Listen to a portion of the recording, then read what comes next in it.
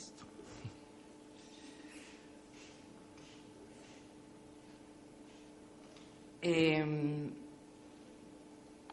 Esta es una muestra que hice que se llama Cuestión de piel, en el que el partido que tomé para hacerla es que fueran todas tiras, líneas, lonjas de cuero. A partir de allí construí estas piezas, donde voy a mostrarles, porque la estoy viendo yo y no ustedes. Oh, no. Donde, digamos, se fueron cruzando muchas cosas. En la pieza de abajo es un fardo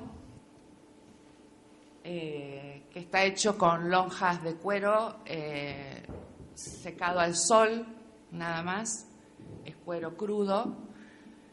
Y la pieza que ven allá atrás tiene que ver con la idea de los caños que están dentro de las edificaciones, ¿no?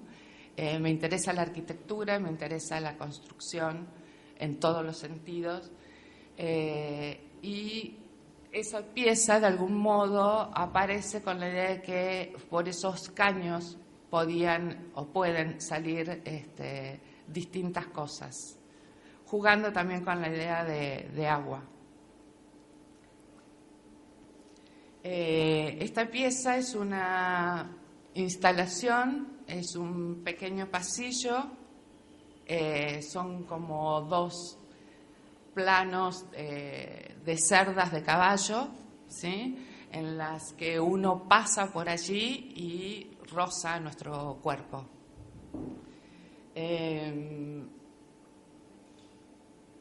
Me interesó, digamos, desde lo formal, lo blanco y negro, digamos, juego con... Siempre me interesa como hacer el mínimo gesto también, y conceptualmente me interesaba, de hecho, por lo general yo no le pongo nombre a mis trabajos, pero esta sí se llama Hombre de Campo y es la traducción de mi apellido materno,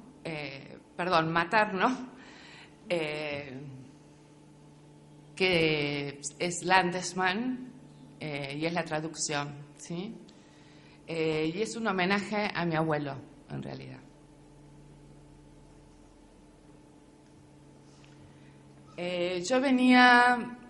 Comencé representando carne de vaca, ¿sí? Y en un momento encuentro, mientras venía haciendo esa producción de vacas, carnes y a través de la pintura, me encuentro una vez en el borde de un árbol, veo así como un montón de cosas marrones que me interesaron, y las recogí. Eran estas correas de cuero, estuvieron en el baúl de mi auto 5 años hasta que decidí dejarlas en el taller y ponerme a trabajar.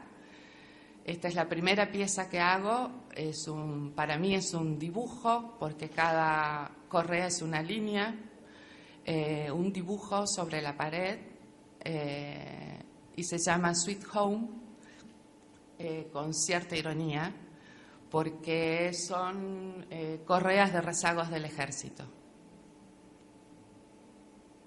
Incluso algunas tienen el sello del escudo nacional, algunas tienen los apellidos de las personas a quienes pertenecían. Supongo que son correas que servían para adosar bultos a sus mochilas. Me interesa esa fricción que se genera entre el encuentro de materiales, ¿no? el esteticismo de la silla, digamos, italiano, y el salvajismo de esas tiras de cuero.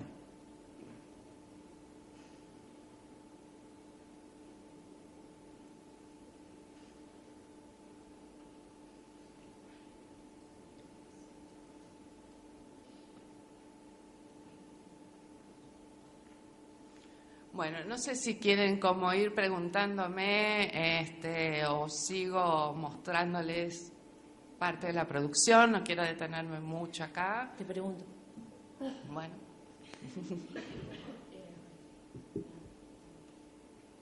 Perdón. Recién mencionaste que pintabas. Sí. ¿Cómo haces ese pasaje o en qué momento? O si podés como contarnos eso de la pintura a trabajar con objetos. Real. A ver, yo vuelvo a pintar, digo vuelvo porque cuando era chica pinté, dibujé, hice danza, sé tocar, leer música, o sea, fui como experimentada de niña, estimulada a hacer todas estas cosas. Yo en un momento ingreso a la Universidad de Buenos Aires para estudiar diseño, básicamente de indumentaria. Abandono la facultad y estaba diseñando y fabricando ropa y quería hacer un estudio sobre color y voy al taller de Diana Dowek. Y allí vuelvo a encontrarme con la pintura, ¿sí? Y allí decido que me moriré de hambre, pero seré feliz y me voy a dedicar a las artes visuales. Esto también fue ayudado a que en ese momento quedé embarazada de mi primera hija y preferí eso, que tuviera una madre feliz. Entonces vuelvo a pintar sobre bastidor. A esos bastidores les voy colocando volúmenes porque no me era suficiente. Y de a poco fui saliéndome del bastidor y ocupando el espacio, y siempre con el tema de la representación, esas texturas, esas primeras texturas que me daba el colocar, ponía guata u otras telas, y después el lienzo iba pintando, cosía. Todo eso me dio como la textura del cuero y sentí que ese era como algo que me pertenecía internamente, ¿no? Esto se fue desarrollando, era cuero, después fueron vacas, hasta que un día la última pieza que hago, no está acá, es para un premio. En ese momento estaba el premio Banco Nación, que se hacía en la sala, en el Centro Cultural Recoleta, en donde coso, creo que fueron 300 metros de tela para hacer unos chinchulines.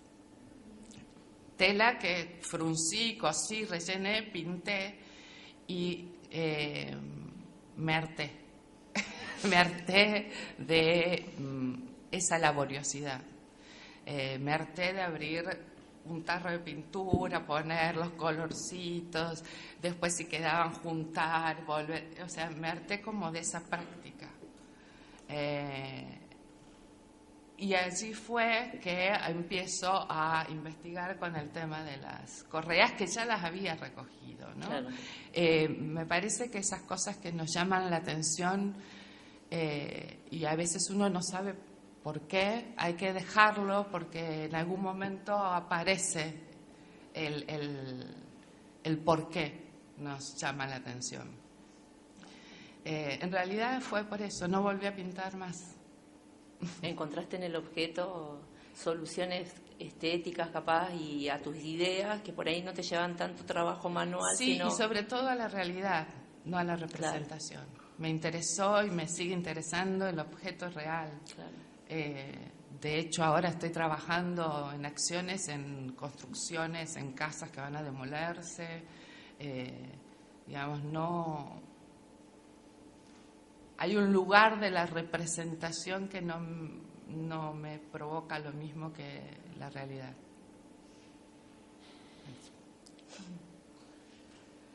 Bueno,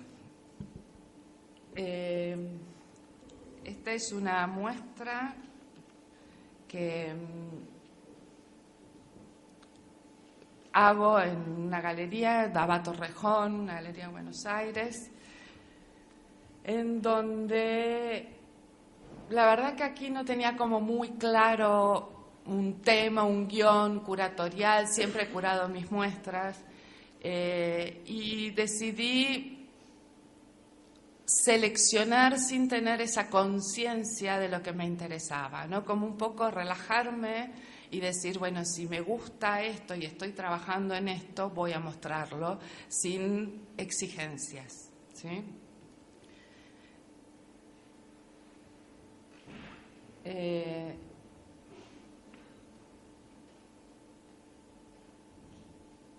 Estas son las de esta pared, son plantas arquitectónicas de los museos de arte contemporáneo, en donde los límites, el dibujo está hecho con cerdas de caballo cosidas, ¿sí?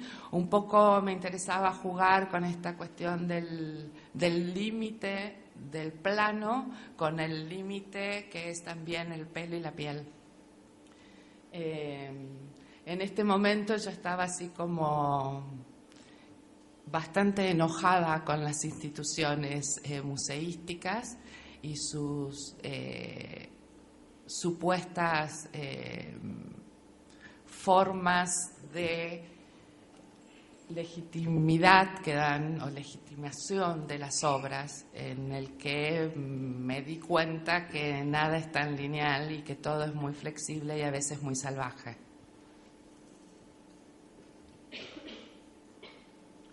En este momento comienzo también a deshilar telas con la idea de que son telas que han estado en contacto con el cuerpo y de alguna manera estos hilos rojos demuestran lo que quedó impregnado de las heridas, ¿no? Esto es como mi imaginario.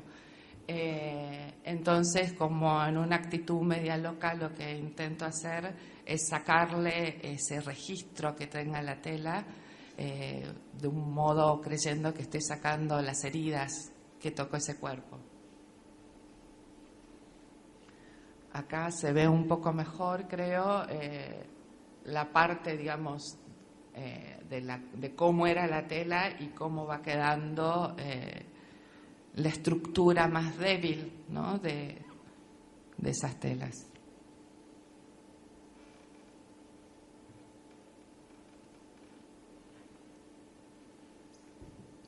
Esta es la planta del Pompidou.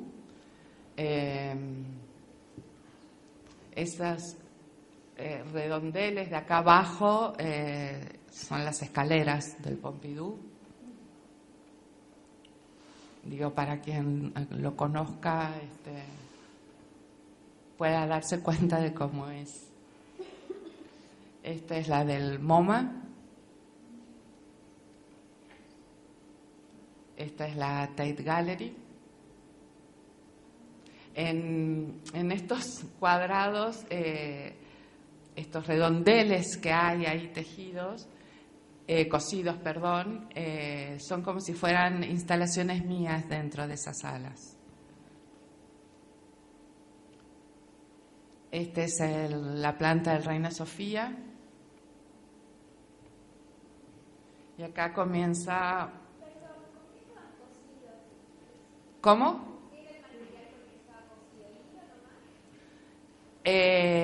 Lo que está cocido es cerda de caballo, de cola de caballo.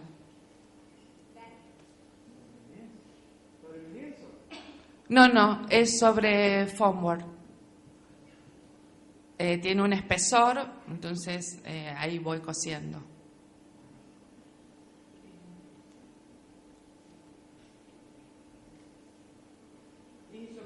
Sí.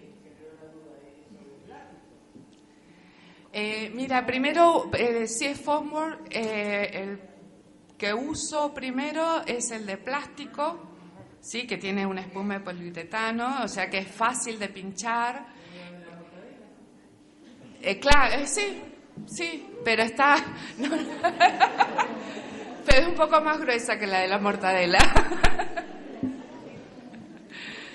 Sí, y tiene una capa encima de esa espuma que también es plástica y eso facilita para coser y que no se raje el material. De todas maneras, después, va una placa encima que es de un foam board libre de ácido, porque como, digamos, no tiene vidrio, nada, yo los muestro. Están enmarcados, pero, digamos, los pelos salen y es lo que me interesa. Entonces después le puse ese foam board libre de ácido para preservarlo.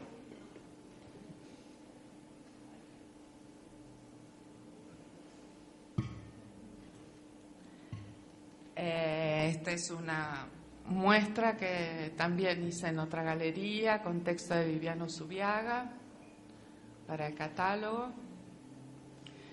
En esta muestra yo había empezado a hacer unas acciones que les contaba recién sobre espacios a demolerse, en donde oscurezco los espacios, decido qué espacio de esa casa, de ese edificio voy a trabajar, dejo totalmente oscuras, convoco a gente para que presencie la acción y lo que hago es hacer agujeros en los techos que representan la constelación de estrellas del lugar donde está. En este caso, estas fotos era la constelación de Libra, porque además, esta construcción, al ser, digamos, me permitía agujerear las paredes de costado también, ¿no? Anteriormente habían sido solo los techos.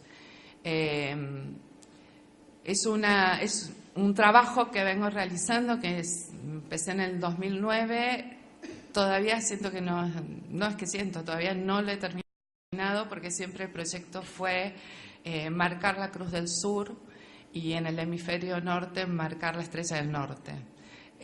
Y me está siendo muy difícil gestionar para poder lograr en el hemisferio norte a poder llegar a hacerlo, ¿no? Es un trabajo que me gusta mucho, me resulta bastante fuerte.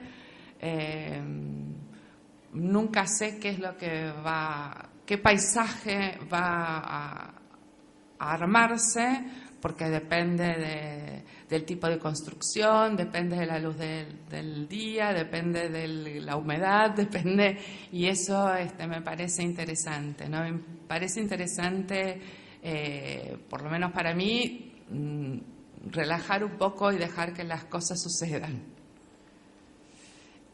La gente que está mirando esta acción está,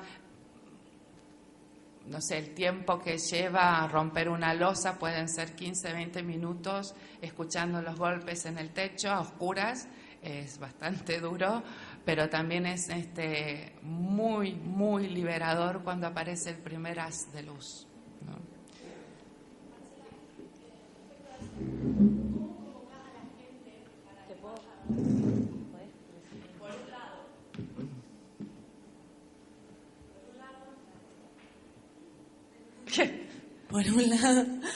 Por un lado, ¿cómo convocás la gente para que vaya a ver esa acción?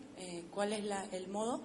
Y por otro lado, como sabemos que para realizar una acción y poner el cuerpo, lo que hablábamos de pasar de la representación a la presentación, ¿qué implica subjetivamente poner el cuerpo ante esa acción? ¿Cómo te preparás vos para eso? Yo no pongo el cuerpo.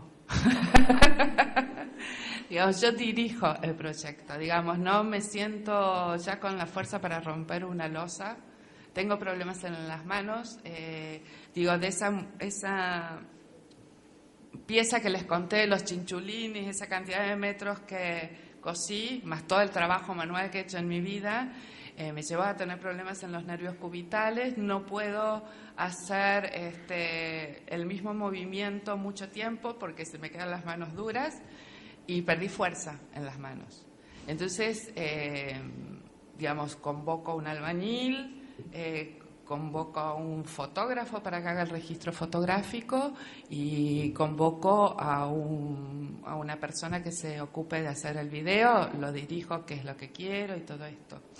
Y con respecto a la convocatoria de la gente, depende del espacio, porque, digamos, hay que dejar un espacio prudencial, porque supongamos que lo hiciéramos acá, los espectadores tendríamos que estar acá y dejar bastante espacio para que los escombros caigan y no maten a nadie, digamos. En general han sido convocatorias así como medio cerradas. La última, que es la de esta foto, fue en un espacio muy grande. Había sido la panadería de un barrio en Buenos Aires, la boca del horno, creo que era como la de este escenario. Era enorme, o sea, y me encantó eso, ¿no? Que había sido un lugar que había, por un lado, un lugar de trabajo y por otro lado, un lugar donde se generaba el pan, ¿no? Y esa, digamos, todo este proyecto se llama Óculo, pero esta que se hizo en la panadería se llama Óculo Ceres, ¿no? Por la diosa del trigo. Y en ese momento yo estaba haciendo la residencia URRA en Buenos Aires y, digamos, bueno, fueron los artistas residentes de URRA y algunos otros amigos, pero, digamos, no puedo generar una convocatoria tan abierta por una cuestión de espacio y de seguridad también. Yo, quería preguntarte, ¿esos son edificios abandonados? ¿Cómo sería? Sí, son edificios que van a demoler. Y en realidad tengo amigos constructores, demoledores. Entonces, como saben, lo que quiero hacer, me avisan, me los prestan y esto. De todas maneras, la primera vez que hago este proyecto, que fue en el 2009, fue en Córdoba, y me invita un colectivo Demolición Construcción, al cual asesoraba Gerardo Mosquera, en el que estaba Graciela Sacco, en esa edición que participé. Y ellos me dijeron, mira, tenemos una casa que vamos a demoler, haz lo que quieras. Había estado Regina Galindo, también, que se ocupó de, digamos, su acción fue sacar, ¿cómo se llamaban las maderas de revestimiento? Machimbre. Esa fue su acción y construyó algo con eso. Entonces, yo venía con la idea con el deseo de querer hacer un video, ¿no? Hasta ahí yo había trabajado siempre con la imagen estática, no había usado el tiempo y entonces quería hacer, pero no sabía cómo contar una historia que transcurriera en el tiempo. Era algo que yo ni tampoco ahora lo manejo, ¿no? Y era algo que me interesaba. Entonces, cuando ellos me ofrecen que haga lo que quiera, se me ocurrió este tema de la acción. Acá. Lo que te quería preguntar es que, bueno, en esa intervención que vos haces, que es multidisciplinaria, digamos, ¿qué lugar ocupa, digamos, si le das lugar de espectador a esas personas que invitás, o en tu concepto forman parte también de tu intervención, y si cada persona invitada se va con su sensación audiovisual o vos ocupás ese relato y la incorporás a tu obra? No.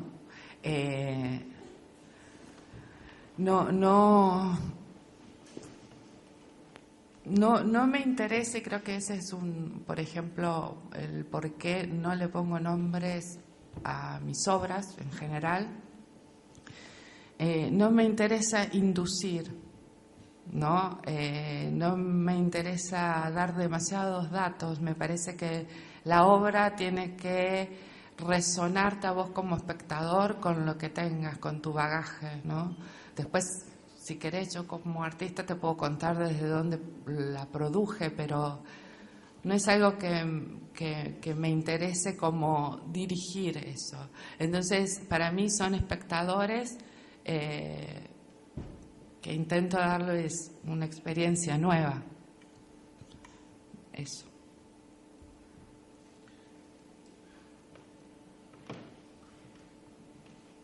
Bueno, esta es otra pieza que les contaba de los hilos.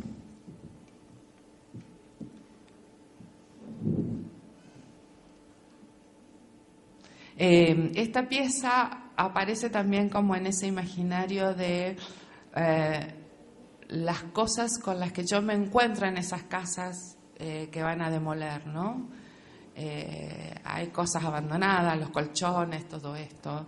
Y también tiene que ver con, digamos, los colchones que uno ve en la calle, a veces y muchas veces, lamentablemente, no ocupados por escombros, sino por personas, ¿no?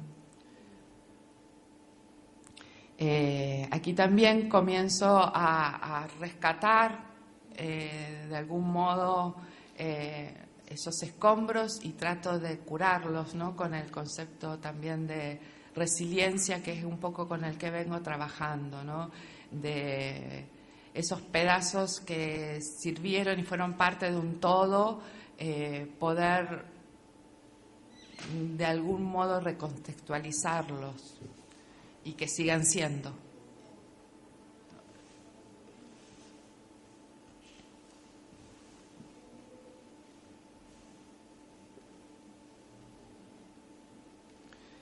Esta es una muestra que es básicamente trabajada sobre el concepto de resiliencia, ¿no? Son todos escombros que fui sacando de fachadas, también de unos amigos arquitectos iban a demoler una casa y me dijeron, vení, saca lo que quieras.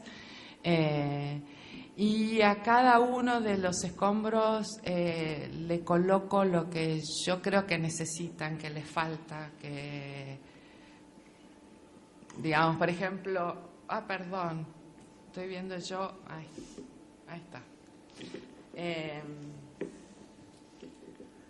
Por ejemplo, en este primero, solo lo que hice fue encontrarle esa mesa, esa base, para mí no es base, forma parte del todo, y me gustaba cómo jugaban esos planos, esos ángulos. Digo, cada uno es tratado de manera distinta. El segundo, ese que está sobre la estructura de hierro, porque no sé si traje para verlo en detalle, tenía una parte rota, entonces lo que hice es colocarle, mandé a hacer un caño de cobre bañado en plata, un poco como poniéndole a cada uno la prótesis que necesita, ¿no?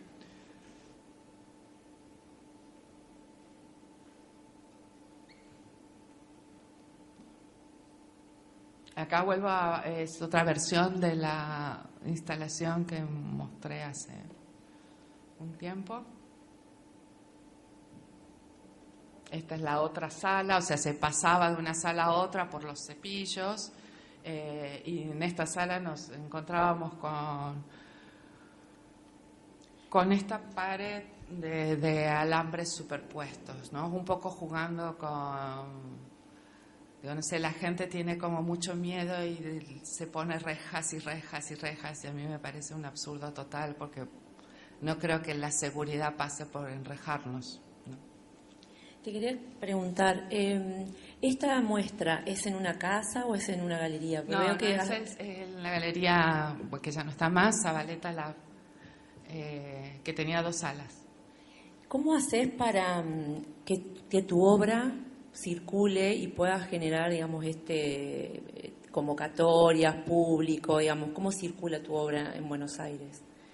¿Tenés galeristas? Sí. A ver, yo me considero un artista con suerte. Digo, en relación a mi carrera.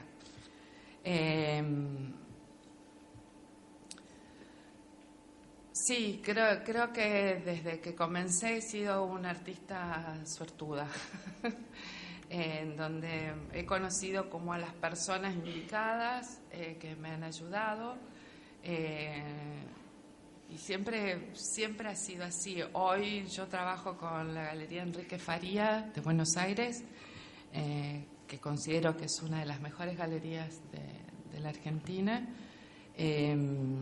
Y, por ejemplo, ellos, que son 2 socios, Mauro Lisca, que es el que está acá en Buenos Aires, y Enrique Faría, que está en la sede de New York. Mauro fue cuando estaba armando la Fundación Espigas, él es la persona que creó la Fundación Espigas, fue el primer coleccionista que me compró. Y todo esto viene porque en ese momento a mí me apoyaba Marcelo Pacheco, y digo, y esto fue como desde el comienzo, ¿no? Y siento que en algún punto, por eso hablo de suerte, digamos, que estas personas me hayan ayudado a hacer visible mi trabajo, es lo que me facilita incluso hasta el día de hoy situaciones. Digo, he tenido muchas personas que me han ayudado, muchísimas, y lo agradezco. Digo, no sé si es tanto un trabajo mío, yo no puedo despegar, ¿viste? Si es porque cómo me moví, no sé, seguramente debe haber algo, o lo que produje, o las decisiones que tomé, digo, seguramente, pero no puedo olvidarme de la gente que me apoyó. Por ejemplo, Diana Dowek, ella fue mi maestra, y voy a hablar de Diana, y fue una gran maestra porque me dio la absoluta libertad y la seguridad para hacer lo que yo quisiera hacer, ¿no? Fue muy generosa. Y ella sí ha sido una artista que ha trabajado desde el feminismo. A partir de Diana y de nuestra relación, yo conozco, por ejemplo, como era como una alumna querida por ella, conozco a Mildred Barton, conozco a Margarita Paxa, conozco a Elda Cerrato cuando vuelve de Venezuela, a María Orensanz, ¿no? O sea, son todas mujeres artistas de otra generación, y yo era como la joven, y ellas me apoyaron mucho. Me acuerdo que Mildred me dejó así una sentencia, me decía: nena, vos tenés que hacer el Museo de Mujeres. ¿Qué hablas? ¿No? Pero bueno, ella me decía esto, vivía en La Boca, en una casa con 5 pisos exactamente iguales, y ella quería que eso yo lo convirtiera en el Museo de Mujeres, ¿no? Pero al mismo tiempo me decía: tu obra es tan buena que parece hecha por un hombre. ¿Viste? What? Bueno, eso. Digo, el tema de la visibilidad, porque fue también una de las preguntas que me hicieron. Es difícil Porque por un lado creo que depende de la suerte, pero básicamente también depende de la convicción que uno tenga de crear un imaginario propio, ¿sí? Y pelear y bancársela, digo, y defender ese lugar propio, único. No hay otro modo. Si no son copias de, y las copias de, no, ¿a quién le importa? O sea, no estás aportando nada, ¿no? Perdón, tengo una pregunta. ¿No me escucha, capaz? Sí.